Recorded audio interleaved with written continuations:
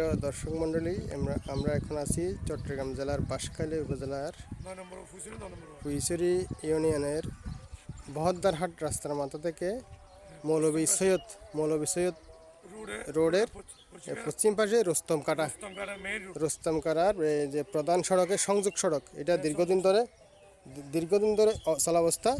এখানে স্থানীয়রা এই রাস্তাটি সংস্কারের দাবি করেছে। বিষয়টি আমরা এখন স্থানীয় মনিরুদ্দিন ভাইয়ের সাথে কথা বলবো। বলুন, এখানে রাস্তাটা তো ভাঙা দেখা যাচ্ছে, বর্ষাকালে কি অবস্থা হয়? বর্ষাকালে মানে এখানে অনেক ফুসির মাদ্রাসার ছাত্র, তারপরে নাফিস্কুল শেখের উচ্চ বিদ্যালয়ের ছাত্র অনেক কষ্ট করে এখানে কি মানে খুব আমাদের আসলে খুব কষ্ট হয়। মানে একটা রুগী আমরা এদিক থেকে নিতে পারি না।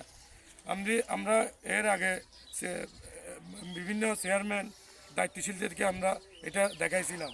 এরপরে গতবারে যারা নির্বাচন করছে এদেরকে দেখাইছি, বর্তমানে এমপি জহির ইসলাম সাহেবকে আমরা এটা দেখাইছি। এরপরে আমাদের কোনো কিছু কি হচ্ছে সুরাহা হচ্ছে না। এই জন্য আমরা দাবি জানাচ্ছি যে এটা যেন অতি দ্রুত বর্ষার আগে যেন এটা একটু সংস্কার করা হয়। বর্ষার আগে রাস্তাটি সংস্কার করা হয়। এটা আপনার ধরেন এটা কয় কিলোমিটার হবে? 1 কিলোমিটার। 1 কিলোমিটার।